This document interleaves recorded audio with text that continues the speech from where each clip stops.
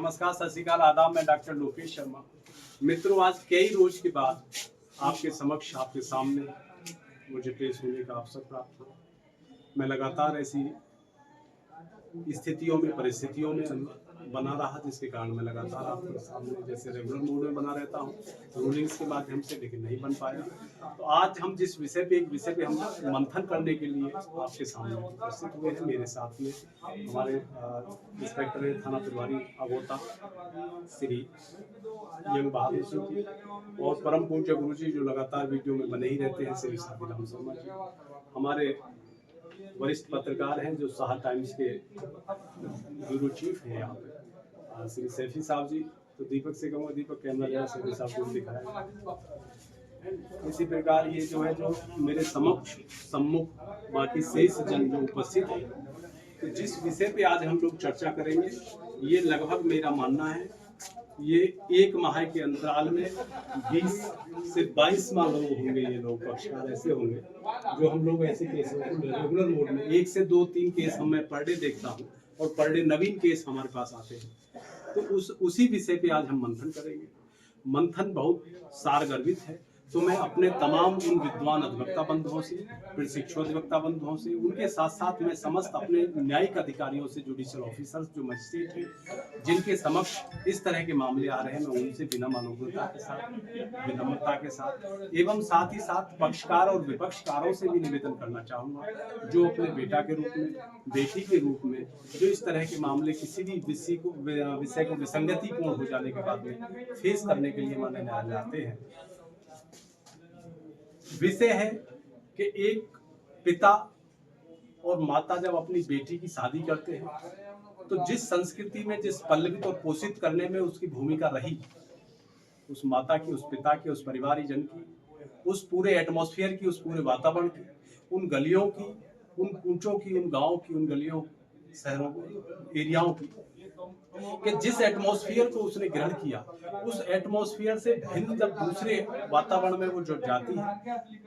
पहले बेटी थी, बेटी के बाद बहू बन के जाती है, तो उसमें बहुत सारी ऐसी विडंबनाएं लगातार देखने को मिल रही हैं, जो माननीय न्यायालय में आकर के प्रस्फुटित होती है कि लगातार जो संबंध हैं वो नहीं चल पा रहे हैं, संबंध लगातार क्षीण होते जा रहे हैं, अल्प अवधि कारक रहते चले जा रहे हैं। अगर हम लोग देखें तो दादी माओं की स्थिति देखें, नाना नानियों की स्थिति देखें, माताओं की स्थिति देखें, और वर्तमान में आकर के नई जनरेशन की स्थिति देखें, तो संबंध बहुत क्षीण होते चले जा रहे हैं। इस संबंध की क्षीणता के सापेक्ष माननीय न्यायालय में, जहां पहले कोई जुडिशियल ऑफिसर्स पर्टिकुलर इसी की सब्जेक्ट के लिए नहीं होते थे, मैट्रिमोनियल वाद के लिए, आज इस मैट्रिमोनियल वाद में एक जिला जज रैंक के डिस्ट्रिक्ट जज, नामित जिला जज बोल सकते हैं उनको, ऑनरेबल हमारे यहाँ पर एक जज के सापेक्ष साथ साथ 3 एडिशनल जज, जो फैमिली कोर्ट के नाम से ही अलग देख रहे हैं, उनकी अलग नजारत है, अलग व्यवस्था है। और अगर एक एक जुडिशियल ऑफिसर पे देखा जाए तो हजारों की तादाद में पर डे मुकदमे वहां पर आ रहे हैं। तो आखिर क्या स्थिति है? तो बड़ी अचंभित स्थिति है, बड़ी विखंडित और बहुत ही विस्मरणीय स्थिति है कि इतने मुकदमे आखिर क्यों बढ़ते चले जा रहे हैं। तो इसमें एक सज्जन सुबह जब क्वेश्चन कर रहे थे, तो उनकी तरफ से एक प्रश्न उठा, जब सामने देखा पक्षकार को कि आखिर ऐसा कारण क्या है, इसके पीछे क्या कारण है, तो उसी कारण पे को स्पष्ट यदि किया जाए तो बहुत सूक्ष्म किया जा सकता है। और अगर जो देखा जाए तो इसमें, अगर जो देखा जाए तो law of marriage and divorce की ये पूरी इतनी बड़ी राइट है, डायरी है, हम पे किताब है, और इसके सापेक्ष कितनी रूलिंग्स हैं दुनिया भर के, और पूरे कोर्ट, बड़े बड़े सब अदालतें इसी पे निर्धारण कर रही हैं, सब निराकरण निवारण चल रहा है, विचारण चल रहा है। तो ये बड़ी असमंजसता का है। विषय बहुत छोटा सा है। तो जो विषय है कि शादी होने के बाद उसमें परिवर्तन क्यों आता है, और वो इतना बड़ा परिवर्तन कैसे इस विषमता का रूप ले लेता है कि उस विषमता के कारण संबंध चल नहीं पाता, तलाक की स्थिति बन जाती है, लगातार मैट्रिमोनियल वाद में लगातार बढ़ता चला जा रहा है ग्राफ। वो क्यों, कारण क्या है इसका? तो सबसे पहले कारण मैं उनसे विनम्र अनुग्रह के साथ में उन समस्त माताओं से, पिताओं से कहना चाहूंगा, जो अपनी बेटियों का किसी भी जगह स्थान ऐसे पुत्र के साथ में, ऐसे बेटा के साथ में, ऐसे दामाद के साथ में संबंध स्थापित करते हैं, कि पहले जो एटमॉस्फेयर है उस एटमॉस्फेयर का पहले मैच मिलान करना चाहिए, वातावरण का मैच मिलान करना चाहिए पहला। और दूसरा जो सबसे बड़ा महत्वपूर्ण कारण है, जिसमें सबसे अहम रोल पिता से, भाई से कहीं अधिक बढ़कर कई गुना अधिक होता है, तो वो उस बेटी के माँ का होता है। उस बेटी की जो माँ है, उस बेटी की माँ यदि उस बेटी को अपनी को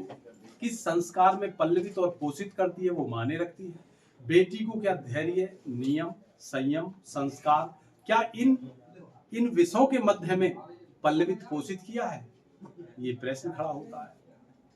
तो यदि निश्चित पल्लवित और पोषित किया गया है, तो निश्चित रूप से मैंने मानना है कि यदि धैर्य, संयम, विवेक, यदि किसी प्रकार का कोई भी लेस मात्र भी यदि व्यवस्था है, तो निश्चित रूप से मैं कह सकता हूं कि वो परिवार को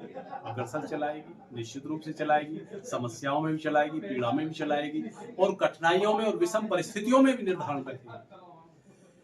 इसी प्रकार मैं उन अधिवक्ता बंधुओं से भी बिना अनुग्रह के साथ यही कहना चाहूंगा कि यदि किसी प्रकार का ऐसा मैट्रिमोनियल वाद जो बेटी के रूप में यदि किसी प्रकार भी अदालत तक आता है, तो अदालत में पहला पायदान अधिवक्ता होता है। तो उस अधिवक्ता को विशेष सतर्कता के साथ पूरा निर्वहन करना है, जीवन को सुचारू रूप से चलाए रखने के लिए, चलायमान रखने के लिए दोनों जोड़ों दंपति को इस प्रकार हम लोगों को ड्राफ्टिंग करनी है। अक्सर मैंने देखा है, मैं जब जुडिशियल जब यहाँ पर जाता हूँ लगातार जिला विधिक सेवा प्राधिकरण के तत्वाधान में जाता हूँ, चाहे और दूसरे प्रक्रियाओं में जब मैं फैमिली कोर्ट में जाता हूँ, तो फैमिली कोर्ट में मैंने अक्सर देखा है, और जब मैं प्लेंट को उनको पढ़ता हूँ तो उस प्लेंट को पढ़ने के बाद मुझे भी सोचने के लिए बाध्य होना पड़ता है कि आखिर इसका जवाब क्या दिया जाए। तो मैं उन विद्वान अधिवक्ता जनों से कि पूरी विद्वत्ता का यदि परिचय वो अपने रूलिंगों पे, विधान पे, सिस्टम पे, अधिनियम पे यदि लगाए,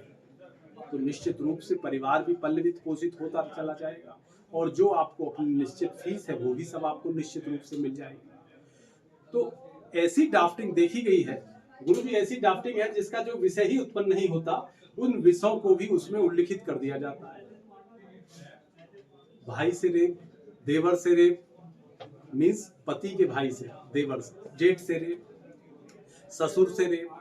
छेड़छाड़, इस तरह की जो मामलाओं का जो बिल्कुल विसंगतिपूर्ण है, बिल्कुल निराधार है, उनको उसमें कंटेंट्स के रूप में बना लिया जाता है। और इन्हीं के साथ साथ अब देखा जा रहा है, नंद को फंसाने का प्रचलन है, नंदोई को फंसाने का, बुआ को, फूफा को, इधर को, उधर को, सबको। अगर जिस घर में तुम रहे हो उसी घर के व्यक्ति पर किसी भी प्रकार से कुंठित रूप में मानसिक तनाव या मानसिक दबाव, आर्थिक, शारीरिक, कोई भी शोषण के प्रति किसी भी प्रकार का दबाव आप महसूस करेंगे, तो उसी परिवार के द्वारा करेंगे। देखा गया कि नंदोई के भी, ननद को भी, वो रहता नहीं है यहाँ पर, उनको भी हम लोग लगातार मैट्रिमोनियल वाद में घसीट लेते हैं, जैसे 12 DB एक्ट में घसीट लिया, या 498 या 3/4 DB एक्ट में घसीट लिया। तो ये सब बिल्कुल निराधार है, गलत है। तो मैं उन विद्वान अधिवक्ता बंधुओं से केवल और केवल यही अनुग्रह करना चाहता हूँ, क्योंकि अभी ऐसी बहुत सारी रूलिंग्स है, मैं रूलिंगों का हवाला नेक्स्ट वीडियो में आपको दूंगा। माननीय सर्वोच्च न्यायालय नई दिल्ली द्वारा प्रतिपादित भी है, माननीय उच्च न्यायालय इलाहाबाद में जो हम लोग रह रहे हैं यहाँ यूपी में,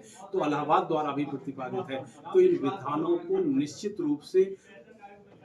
आत्मसात करते हुए किसी भी वाद की, किसी भी प्रक्रिया की, किसी भी सूट की, किसी भी विषय की कथनात्मक रूप से आप उसका लेखबद्ध करेंगे, उसको लिखेंगे।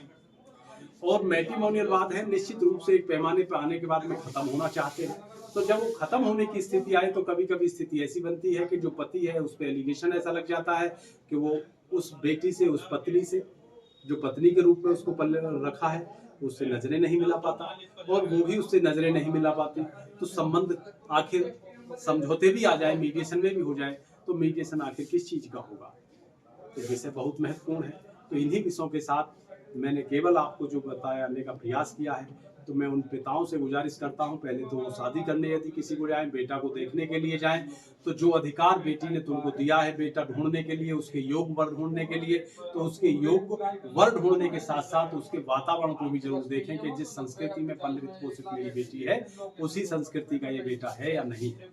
दूसरा, उन माताओं से गुजारिश के लिए मैंने अनुग्रह किया है कि उन माताओं को भी ये देखना चाहिए कि बेटी को हम किस संस्कार में पल्लवित पोषित कर रहे हैं। इसको नियम, संयम, संस्कार, धैर्य, विवेक, ये सब हमने करुणा इत्यादि सिखाया है, नहीं सिखाया, तो वो बहुत आवश्यक है, इनको सिखाना ही होगा। इसी प्रकार तीसरा, यदि हम लोग अदालत में आए तो मेरे जो विद्वान अधिवक्तागण हैं वो उनके पास ऐसा दिमाग का भंडार है कि उस भंडार का वो उस प्लेंट के रूप में जो प्रयोग करें अपनी क्षमता का, तो उसमें कोई शब्द ऐसा प्रयोग ना करें जिससे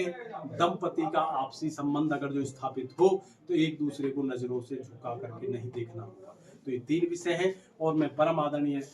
लास्ट मोमेंट पे अपने जो भी जुडिशियल ऑफिसर हैं जो मजिस्ट्रेट में उनसे विनम्र अनुग्रह करता हूं कि जो भी इसमें वीडियो को देख रहे हैं वो यदि इस तरह के कोई मामले आते हैं तो निश्चित रूप से उन्हें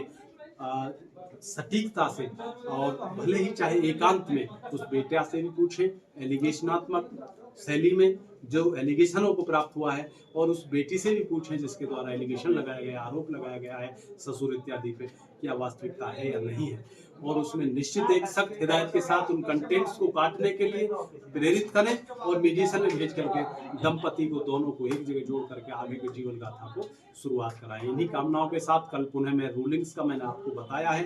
कल कोशिश करूंगा आपको निश्चित रूप से आपके पास आऊं 5 बजे के समथिंग, तो निश्चित रूप से मैं आपके सामने आऊंगा नई रूलिंग्स के साथ में इसी प्रकार के विषय को लेकर के। तब तक लेते हैं आपसे विदाई। नमस्कार।